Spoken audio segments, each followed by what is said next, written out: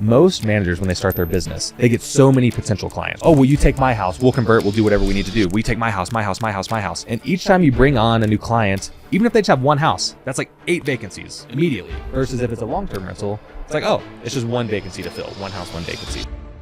So if you are looking for a third-party manager, I guess I would ask them that, like, hey, what is your occupancy? And take that with a huge grain of salt. I've seen people lie about this all the time. And then ask them, are they always accepting clients, or is there a wait list? If there's a wait list, that's probably a really good thing, actually. Like, get on the wait list, because I'd rather, get my property on there in 6 months when they're able to fill the vacancies than right now, and still you're not going to get them filled for 6 months. What's up, Colorado? On today's podcast, I've got a guest, let me know, back on the show.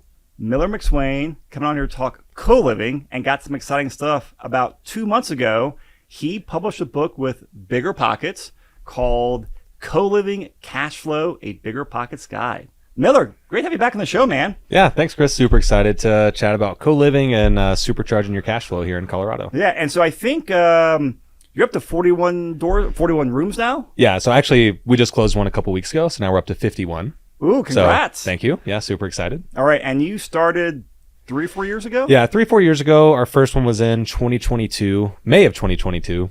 Absolute peak of the market in hindsight. But yeah, that's when our first one was. So yeah, so over those 3 or 4 years, quit the job in that time just through these co-living properties. Yeah, so let's rewind that, because you have an amazing story in terms of like taking action and focusing on strategies that work. So I think 4 or 5 years ago, we connected while you were in Tennessee. Yeah. And you were planning on moving to Colorado Springs, and you were, I think, still in school and really had not started real estate investing yet, right? Totally. So rewind us. Who were you then, and how did you get to having now 50 plus rooms? Yeah, so I started getting interested in real estate whenever I was in college. I guess let me take it back one step further for just a little bit. So in high school, I had this economics teacher, and he was a coach. So, he didn't really teach economics. He was there for the sport, right? So instead of teaching us about the Federal Reserve and all these things, instead he just threw these Dave Ramsey videos up on the board. And like, that's it. That's all we did. But it turns out that was actually way better than learning about, the Federal Reserve or whatever. So I kind of got introduced to personal finance at that point. And a huge shout out to Coach Temp for that one. And so from there, got into mutual funds and index funds and all of that. So I got into the investing early, and the Dave Ramsey principles of save a lot and invest a lot, right? And live below your means, all that. So I got kind of introduced then. But then in college, I was sitting there, I started my first internship. So I was finally, making a little more meaningful money than I did, doing minimum wage type stuff. And I remembered my parents saying that they would buy me a duplex whenever I went to college. And well, I was sitting in an apartment, so that never happened. But I was just thinking back on it. I was like, yeah, I wonder if real estate is a good investment. How does that compare to the mutual funds and the index funds that I'm doing? Are your parents real estate investors? A little bit, yeah. Okay. So they were definitely my intro to it. Growing up, because not many parents offer to get a duplex. Yeah. I mean, it's really smart. Yeah, it was way before, house hacking was a term and all that, but that's exactly what it was. They were like, yeah, you could live in half of it and have some of your buddies live with you in rooms, and then you could rent out the other side. Again, never happened, but it still planted a seed. So they had probably at the peak, like 3 or 4 rentals, just super mom and pop in Mississippi. Yeah. That's where I grew up. And, pay them down and live off of the rent. Like, that was the idea, right? So, I mean, I grew up, doing the turns, painting them and doing the lawn care and those kinds of things. But as far as like the numbers go, they weren't professional investors by any means. But that was kind of my introduction. So then I'm sitting in this apartment, and I remember that they talked about this duplex. And so then, I go down the Bigger Pockets rabbit hole on YouTube. I'm like, oh, how much money does a duplex make? And then, I find videos on that.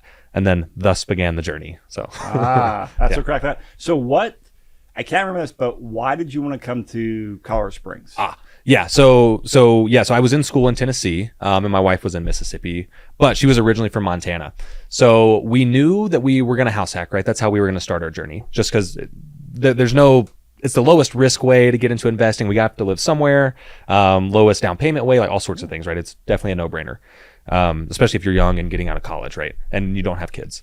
So we were talking about, okay, well, where do we want to live? And her being from Montana, she's like, well, I do want to go back to the Rocky Mountains. She's like, it's beautiful. And I was like, well, what about Colorado? Like, I bet of the Rocky Mountain states, they probably have the best jobs, best tenant base, those kinds of things. So then we start zooming in and looking at different cities, and we actually look at the numbers. We're looking at what are rents there and what are prices there. Not thinking about co-living or short-term or mid-term. We're just traditional rentals, like kind of what do they look like around. And so we're looking at these different cities, and we nail it down to like Springs, and there was a couple other places, like we were looking at Fort Collins and Grand Junction. Denver was out of our price point. And so then we take a trip out here. So we're in college still, but during the summer we take a car camping trip around the state to go actually, set foot in these different cities, see how we feel about them. That's so smart. Yeah, it was. And how long did you spend driving around? It was like 4 weeks. Nice. So it was also a vacation too, Yeah. kind of. But we came in May. The funny part about it, well, in Mississippi and Tennessee, it's so hot in May. We didn't pack any jackets. We didn't pack anything. We're like, oh, of course it'll be hot. It's May.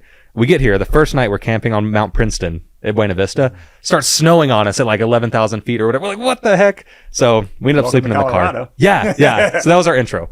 But yes, we drive around and end up liking Springs. It's beautiful. The price points made sense as far as the rents go. It was had a pretty good rent to price ratio at the time compared to other places, and decided to buy there. But we hadn't picked a strategy yet, honestly. It was like, oh, this is good. You wanted a house hack, right? Yeah, we knew we wanted a house hack, but we didn't know what we wanted to do within it yet. Yeah. Okay, so tell us about why you went to co-living. Mm-hmm. Like, how'd you make that transition? Yeah. So first we found a team. So we started listening to, well, one thing I would recommend if you're looking for a new city or state to go into is to go look on Spotify and, search Colorado real estate, California real estate, whatever. And whenever you find those podcasts, whoever's running that's going to be well connected. Well, that was Chris. Chris was the well connected guy. And you put me in touch with Jenny. Jenny put me in touch with Leah, who they ended up kind of being our agents. Yep. And so I was talking with them about strategies, and they're like, well, you could short-term part of your property, you could mid-term part of your property, or you could rent some of the rooms. So when I was kind of weighing all of these options, we threw short-term out the window just because it's not scalable in Colorado Springs just due to the legislation.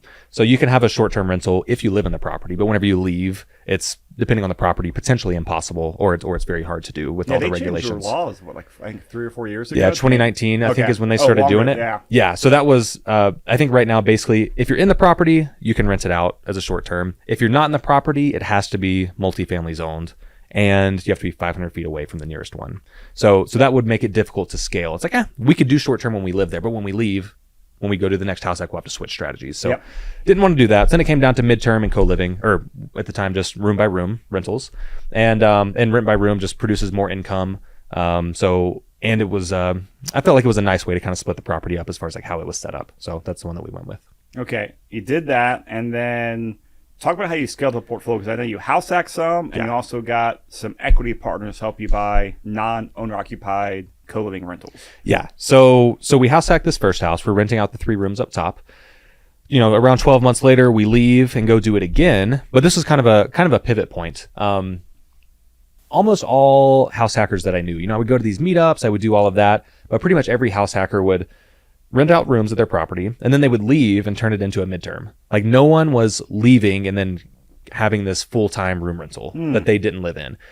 I think it's just because from a systems perspective, people could only get the room rentals to work when they lived there. They're like, oh, that's the only reason it worked, because I was able to be there and have my hands and everything. But when I leave, like, what the heck do I do? So that was kind of a challenge that I just took head on. Was like, okay, I don't know anyone that doesn't live in a property but does room rentals. Let's see if we can figure it out. So definitely from an engineer, background, there was a lot of systems that I think in processes and think in systems. So, started to lay the groundwork for our whole, management system that we run on today, and got better and better at it over time. But we ended up leaving that first one, going to the second one, getting the first one totally filled up with room renters, filling up the second house hack with room renters, and it was working. We're like, oh my goodness, like, we're actually living for free at this point with the 2 houses combined. And so from there, I was in an accountability group, and they're like, hey, I think, I know you don't have the capital to go buy your 3rd one, your 4th one, whatever, and you have to wait a year to do your next house hack, but you're getting pretty good at this. Like, I bet you could bring in a partner to help you move forward. I'm like, man, I don't know, right? That's a big leap to bring in someone else to help with this. Other people's money, though. Yeah. OPM. Yeah. I mean, it's what unlocked our whole future. What was using OPM, and these guys just encouraged me to do it and gave me the confidence. So then we started bringing in partners that helped us buy all of our future ones after that.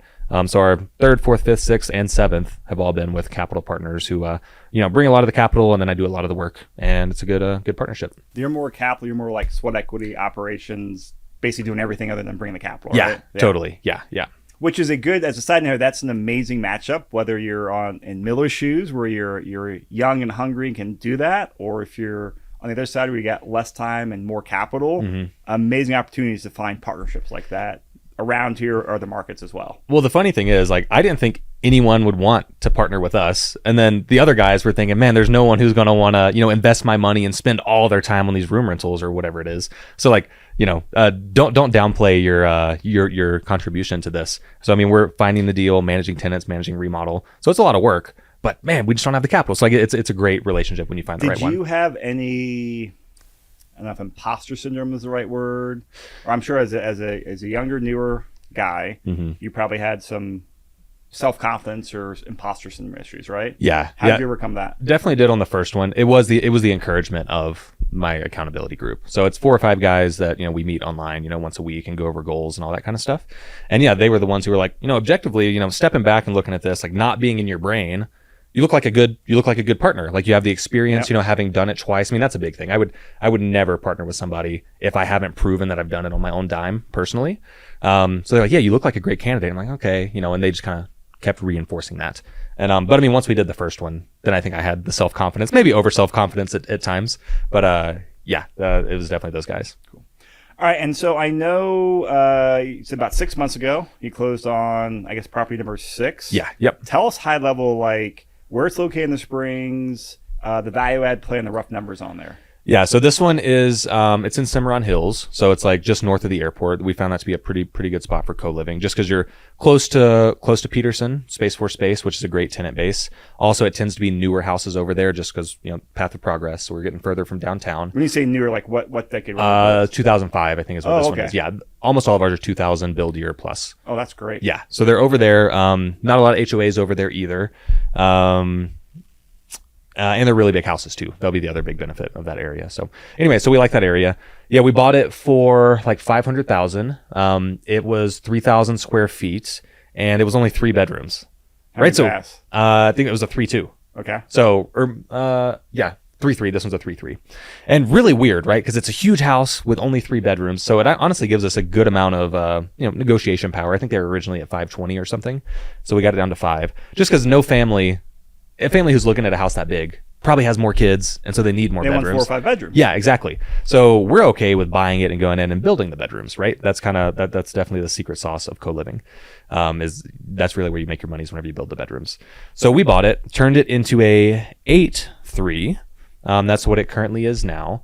Super easy renovation. It's the easiest renovation we've done. It was like actually 2 or 3. It was like 3 or 4 walls to build that. It cost us like $20K. Just frame it and drywall? Yeah. Because sometimes they'll, depending on the location, they'll get a little weird. But this one, it was like shoot a wall down in the basement and then, put some vertical walls and like, Did boom. you need egress windows? So we already had the egress windows in every single bedroom too. So yeah, whenever you are building rooms, you need to be careful of, make it the appropriate size. We never go below 10 by 10. And honestly, the 10 by 10s don't rent well. So bigger, the better for sure. You need 2 forms of egress, the door to enter, and then usually a window. But it has to, if it's in the basement, make sure it's large enough, make sure it's close enough to the floor, make sure there's a ladder in the window. Well, someone actually has to be able to get out of it if there was a fire. Yes. So we definitely had all of that in there. But yeah, super easy remodel. You said it's about 20,000 Yeah, total? it was around like 20,000 to do that. And from there, now there's 8 people in there. It produces, I think, like a little over 2,000 a month in cash flow. And we split that with our partner. What's the average room rental rate on that? Yeah, so there's 2 different types of rooms. You have ones that share a bath, and then ones with a private bath, right?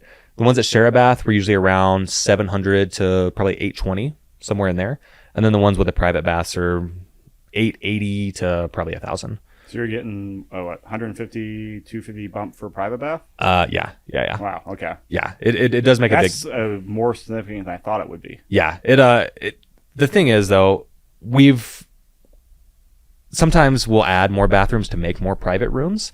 There's actually not as much demand for them, though. You'd be surprised, just because not everyone can afford the extra $150, $200, whatever. So we're already renting a room because you're budget conscious. Exactly. Yeah. So I guess that's one, takeaway. It's not like, yeah, I mean, it sounds great if we had an 8-bed, 8-bath, but in reality, it's going to make it too expensive for a lot of the people. But having 1 or 2 beds with private baths is the sweet spot for sure. All right, so that property cash flowing about $2,000 after PITI, OPEX, all that stuff. Yeah, I mean, I'm throwing everything into this. Like, Yeah. I'm very conservative in the numbers. No, you for actually sure. you have good underwriting. Yes, yeah. You actually underwrite. Yes. All right, that is fantastic. Yeah. All right, so you built out this strategy, you built out this portfolio. What have been some of the challenges? Because I want to challenge you. I changed my mindset on kind of like, hey, make the money on the buy, make money on the value. Yes, I agree. But I've also learned over the years that operations are critical to making the money as well. Yeah. And you are a phenomenal operator when it comes to room by room stuff.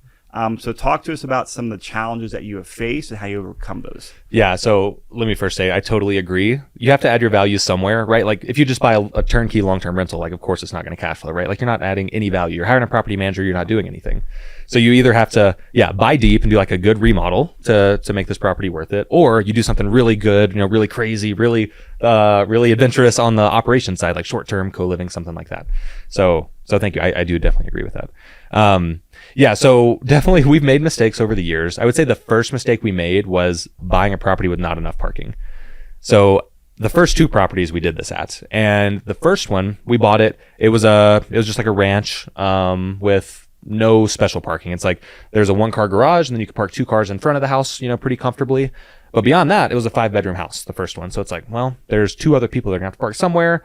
Parking on the street, it's allowed. It's technically legal. So we'll go with that. Well, the neighborhood does not like that. It turns out. So we lived at that property. That's the one that we house hacked. And I parked across the street one time in front of the neighbor who has the perfectly manicured lawn, is out there every day watering and, trimming his shrubs and all that. And just not even thinking about it. I parked there because I have to. There's no other room. And as soon as I get inside, I look out the window and I see him come outside. The neighbor comes outside and like looks in the windows of my truck. I'm like, okay, it's a little weird, but okay. I come out a couple days later, all the decals are pried off of my truck. Dude just got so mad that he Really? vandalized my vehicle. Oh. Yeah. I didn't do anything about it, but not a good situation to be in. Luckily, I was the owner of this property and it wasn't a tenant, right? And then the next property still didn't learn our lesson. We bought one with not great parking again. And nothing too crazy at that one, but we had neighbors asking questions like, hey, is this your car? I'm like, what I said was, it's just one of our roommates. Mortgages are expensive. We got to have roommates. Like, oh yeah, we get it. But imagine I don't live there. That conversation would be a lot different. So every property that we bought since, superb parking. When you say parking, you mean garage and driveway parking? Yeah. So you try to avoid street parking, or so, just make sure the neighborhoods aren't anti-street parking? Yeah. So our rule is that we don't want anyone to have to park in front of someone else's house.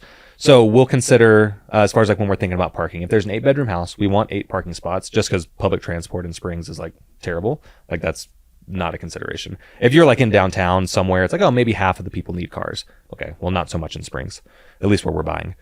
So we need 1 parking spot per person. So that's, the driveway can, probably be 2 people. There might be 2 spots in front of the house. So we are parking on the street, but in front of our own house. But then for like the extra 4, we're okay with parking, like on a corner lot alongside our house, right? Of course, that's not an issue. Or we're okay with parking on the side yard of someone else. So like, for example, we have a house where across the street, they're on a corner lot.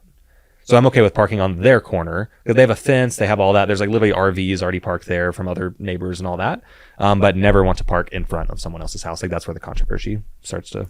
That makes a lot of sense. Yeah. Now, I want to talk some legislative changes. I think it was last year, Governor Polis signed in the bill that stripped away the unrelated occupancy rules. Mm-hmm.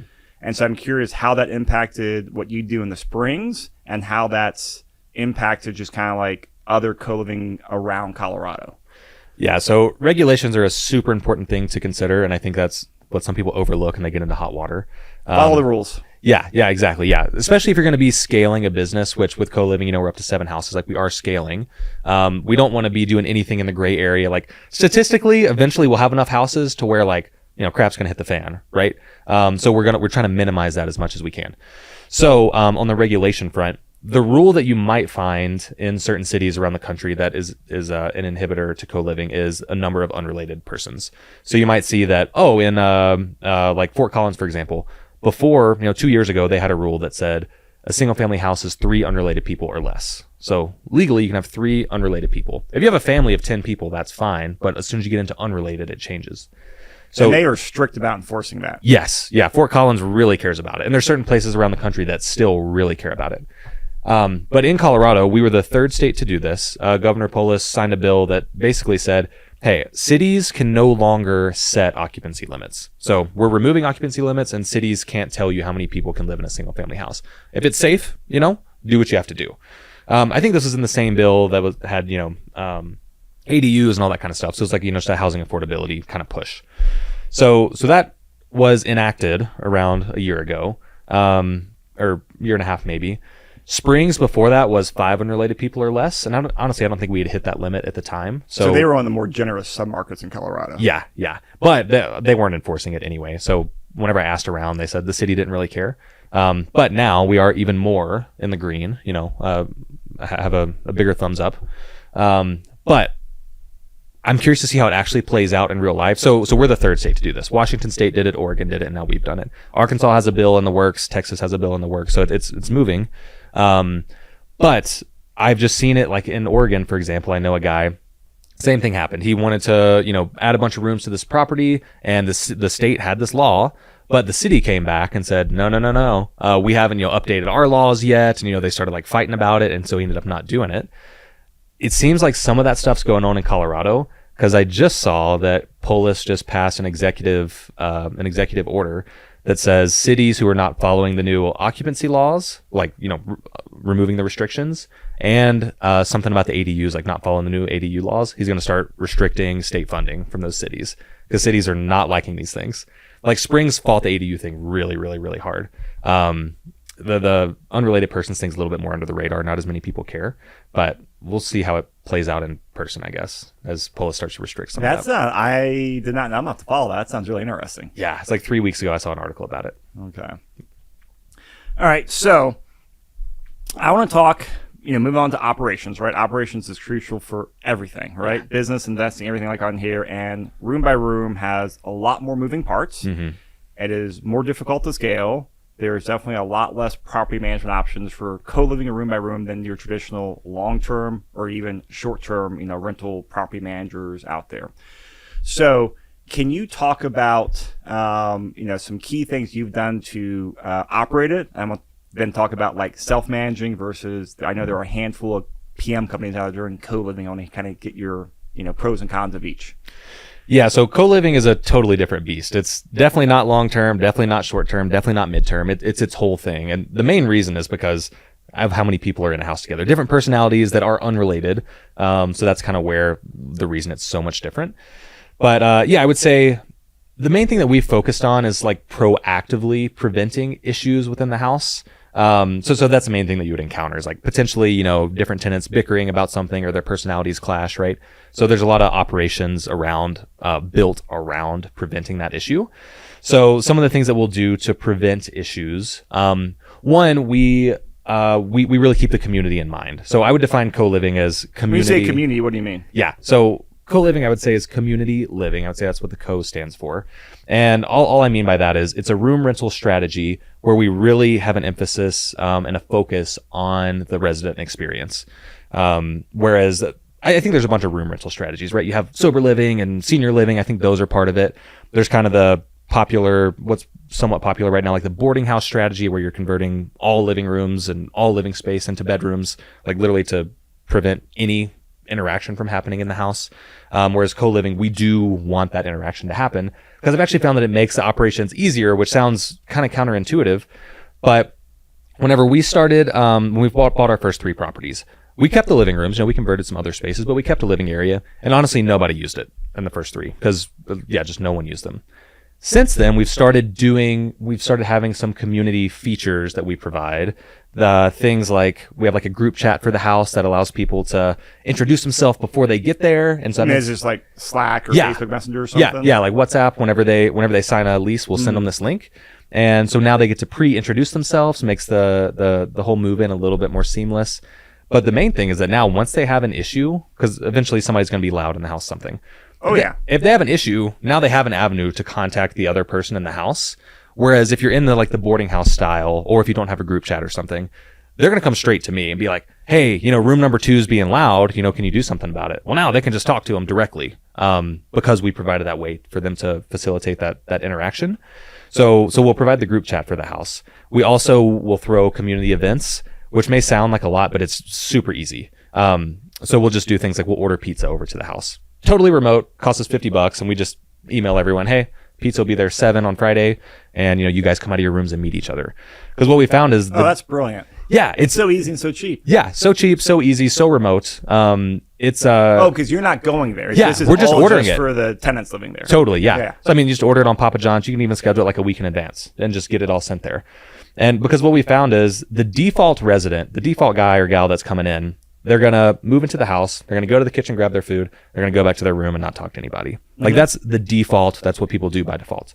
But all of a sudden, if we provide just like this little initial spark for them to meet with this community event, with this group chat, all of a sudden they make a friend. Now both of them stay 8 months longer. It's like well worth the $50, right? And they're able to kind of solve a lot more of their own conflicts because of those two things. Again, super cheap, super easy. I wish more people were doing it that way versus like the boarding house style. So, do more contrast between what the boarding house is. You're saying they literally get rid of all the community spaces? Yeah. So this is kind of a concept that's popular in certain cities around the country right now. But yeah, where investors go in and purchase a property and they convert, the sitting rooms, the entry rooms, the whatever, and the living room. So everything to where there's only a kitchen and there's only a laundry room, basically. Like that's the only place where you might see somebody. And I think versus we are keeping the living room and we're doing these certain events and doing these things. Now, I think the reason people are opting for the boarding house model sometimes is it does look better on paper for sure. It's like, I already own this single family house. I didn't buy it with co-living in mind, but hey, I could add a room here. And yeah, if I did the living room, those numbers look a lot better, right? Versus, we're buying them with co-living in mind so we can find a perfect layout to where everything works really well. So you can think, you might have a 2,500 square foot house and another 2,500 square foot house. Well, somebody might be able to get 6 bedrooms in there, but they have to convert the living room. Whereas if we bought it just with the right floor plan, we could also get 6 and still have the living room. You just have to buy it correctly. And so we're kind of advocating for that model just because we do think it increases your tenure, increases your, decreases your vacancy, all of that whenever you do get people to have that spark to meet. What about, I want to talk about property managers because, generally speaking, property management referrals is always one of the top requests I get. And, for room by room or co-living, up until a couple of years ago, I had not met anyone. And then I'd see, hey, one person, they would start it, and usually that business would shut down because it's a hard model to run. Yeah. So what has been your experience? Because I know you still have experience from just talking with people, other colleagues, like about how co-living property management works, and what are the pros and cons of it?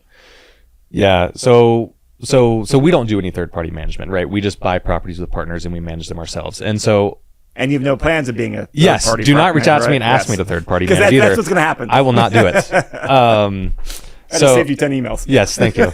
No intentions of doing it. I think part of the problem was there was no standard. There hasn't been a standard yet. Yeah. That's one thing I'm hoping this book does is kind of set a standard for the co-living model. But there's a lot of systems that we had to build straight from scratch. Like if you want to be a short-term rental manager, you can go pick up a ton of books on it, a ton of podcasts, a ton of everything. There hasn't been that for co-living yet. Now there are YouTube channels about it. Now there's a book about it. So I think you'll find it's getting way more popular. Yeah. So I think you'll see more property managers start to come out now that those resources exist. But hopefully they're good. Now that's been the challenge, is finding a good one. Honestly, I haven't really met a great property manager for this strategy.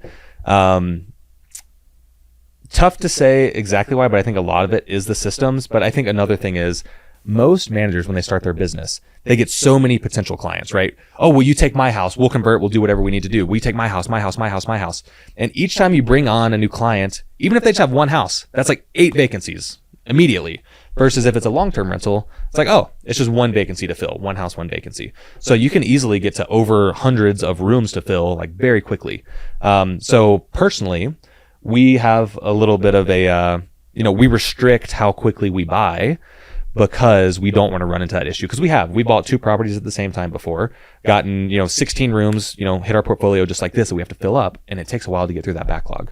So personally, we won't buy unless we're at a How certain long does it take you to occupancy. lease up a 8-unit bedroom, typically speaking? Yeah, so we usually fill around 1 room a week. So if it's 8 bedrooms, if we have no other vacancies in the portfolio, it would take us about 8 weeks. Okay, so about 2 months to 8 weeks to fill it. Okay. But you can see where that's an issue when you have so many houses. Oh, yeah. Now it's a week, but you spread it over, there's so many more people to fill. So if you are looking for a third party manager, I guess I would ask them that, like, hey, what is your occupancy? And take that with a huge grain of salt. I've seen people lie about this all the time, but That's a great question to ask. yeah. And then ask them how often, are they always accepting clients, or is there a wait list? If there's a wait list, that's probably a really good thing, actually. Like, get on the wait list, because I'd rather, get my property on there in 6 months when they're able to fill the vacancies than right now. And still, you're not going to get them filled for 6 months. Right. Yeah. So, something I just learned recently, you're about to launch a piece of software that helps people manage co-living units. Talk about that. I'm excited because I've seen you scale your business from, kind of like nothing out of 50 units. Yeah. I know some of your investor partners. They're all thrilled to be partnering with you. I also know your engineer brain. You were very methodical and detail-oriented, which is great for operations and systems. Talk about what the software is, what it does, and when it's launching and anything like that. Yeah. So we're launching a software called Co-Living Pro. So it's colivingpro.io is the URL. Yeah. So basically what the software is, within our business, we've had to develop so many solutions. Again, they just didn't exist, right? If you get a short-term rental today, you can get Hospitable and you can get all these different softwares to help you manage everything. Like, we don't have that right now. So we're just having to cobble together a bunch of things, and it's working. But man, when people ask me, oh, can I have the softwares that you use? I'm like, it's so custom. We haven't really been able to share it. So now we're launching this Co-Living Pro. Right now, if you go there, colivingpro.io, there's like a rentometer type page that is live right now, where you can get like if you're curious what rents are in a certain zip code or certain city or whatever, you can search that and see what room rents, kind of go for. And you can pick, shared bathroom, private bathroom, square footage, all sorts of stuff. Is this just Colorado or is this national? This is national. Okay. Yeah. So that's national. So you can do that right now. In 2 weeks, we're launching the first legit management feature, and that's dynamic pricing. So just like with short-term rentals, there's softwares like Beyond Pricing and Price Labs, where it'll adjust your rates over time to maximize your occupancy and your rents. We're launching that for rooms, which is huge. I haven't seen anyone else do that. So, because really, we have had to adjust based on seasonality. We've had to adjust based on, hey, we just bought a house and there's 6 vacancies. Well, maybe we should drop them all by 10% to start to get them filled up, right? There's a point to where those things make sense. And so many investors are just hardwired to, I underwrote $800 a month per room. I'm not straying from it. Well, you're leaving a lot of money on the table if you do that, honestly, because of vacancy. Vacancy is a huge killer. So that's launching. Both of those are totally free, features to use. But within the next 3 or 6 months, we're adding the other things like the rent collection, the house group chats will be built into there, the cleaner schedules, the community events, like tenants can even schedule in there. Will some of those be like premium or paid features? Yeah, so I think what we're going to do, we're still figuring it out. I think pretty much everything is going to be free except for the rent collection, and we'll do 1% of, is my guess right now, 1% of collected rents to go towards that. And then, but everything else is free to use. So you mean the landlord's using the software, their tenants will be able to go onto their tenant portal version of this, yes, sync up their bank account or submit their payment or whatever, and then you're connected with Plaid or a backend system and connect it to then the landlord's bank account? Yeah, so dude, that's cool. Yeah, it'll be great. It's so basically rent ready, turbo tenant, all those things, just room specific. Yeah, so the dynamic pricing, the cleaning calendars, the events, the house group chats, all that kind of stuff. Man, that's really cool. It'll be great. It'll help us out a lot too. It'll help everybody. Because this is all just this. I mean, you're using the system yourself for your portfolio, right? Yes. Yeah. So I love software like that because that's I think where a lot of the best software comes. Hey, you're on a the early emerging trend of co-living. Yeah. One of the pioneers in the industry, and then you need this stuff, and then that's usually the best people. Oh, you've already taken a couple arrows and a couple black eyes on here. I'm going to come take your shortcut code and apply it to me. I love that. Yeah, we've already been doing all this for 2 years, and we've already figured out all the bugs in those 2 years. So we're just polishing it up and making it look good. Oh, you actually been using software internally? Yeah. Oh, so we've been doing a lot of this with no intention of releasing it. So yeah, we do have to change things, to release it, but the bones have been there. I've been using it and building it for a while. So tell us a few things about this book here, because I just got some copies. I think you published this about 6 weeks ago. Yeah. I just got some copies a couple days, but I've not read it yet. But I thumbed through it, and it is looks very detail oriented. I'm excited to read it. Yeah, it's very dense. But that's good. It looks like actually how to, not fluff. Yeah, and totally. hate fluff books. Yes. Yeah. If you look at the final chapter, I think it's 1 page because I don't like fluff, and we all know how conclusions are. The intro chapter, like talking about me, I think is like 2 pages. So yeah, it's very much just the details. So basically we go through, how to find a market that works for this. I will say Denver's a pretty good market for it. Springs is a good market for it. Fort Collins, legally, is okay to do now. So I haven't really looked there, but that could be good for it as well. So we talk about how to find a market though, how to find the property, and then the rest of it is how to remodel them, how to set them up, and then like literally the back half is like how to manage, right? Like that's definitely the majority of the book for sure. Is how to manage a property? Yeah, how to manage. Yeah, it's like I said, it's a beast. So what's your like average stay per tenant? 10 months. Okay. Yeah. So as far as leasing goes, we'll do anywhere. Leases can be anywhere from 1 to 12 months, and then once they hit their renewal, we'll offer them month to month or 6 months or 12 months.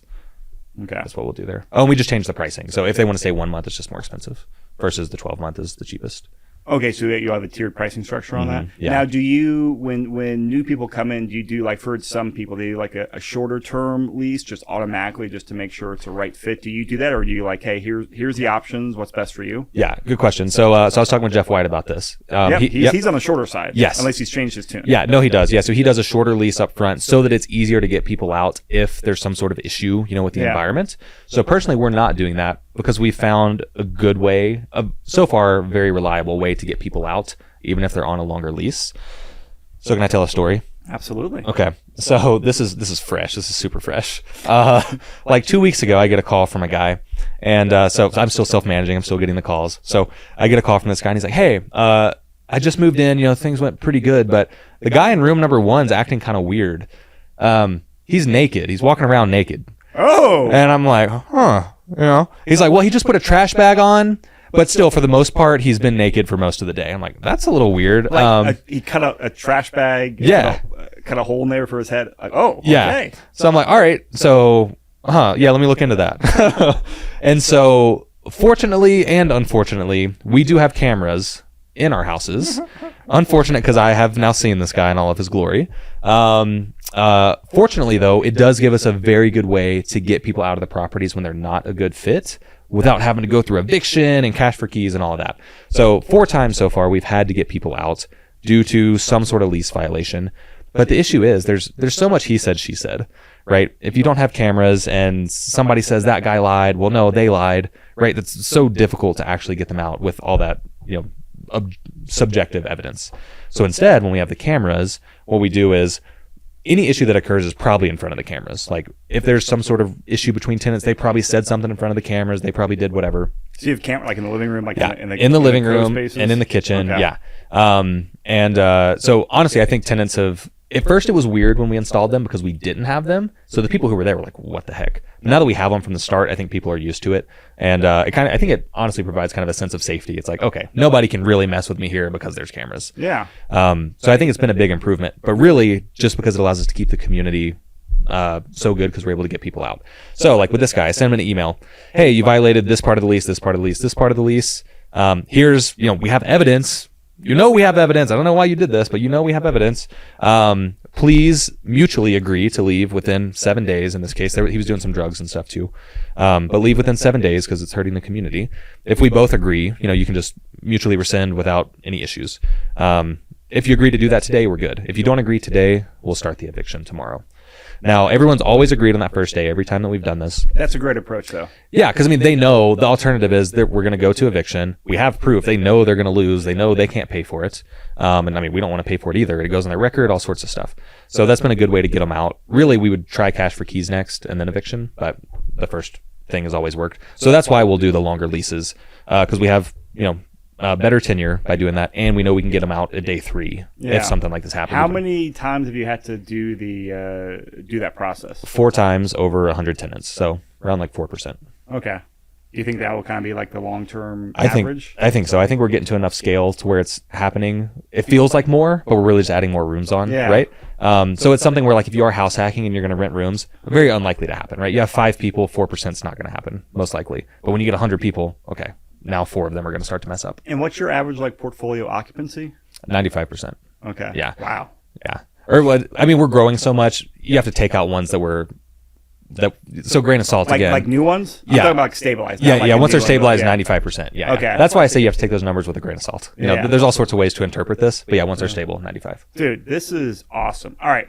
We got to wrap up here, but where can people get your book at? Yeah, so if you go to, so it's a Bigger Pockets book. It's on the Bigger Pockets store and it's on Amazon. But if you go to colivingbook.com, there's a 25% off code there. You got that domain? Yeah, I did. dude. I can't believe it. So go to colivingbook.com. Hyphen or no hyphen? No hyphen. Yeah, just straight up. And there's a 25% off discount there. So the ebook, it brings it down to like $7 or something. Okay. And it's called A Bigger Pockets Guide, Co-Living Cash Flow with Miller McSwain. That's it.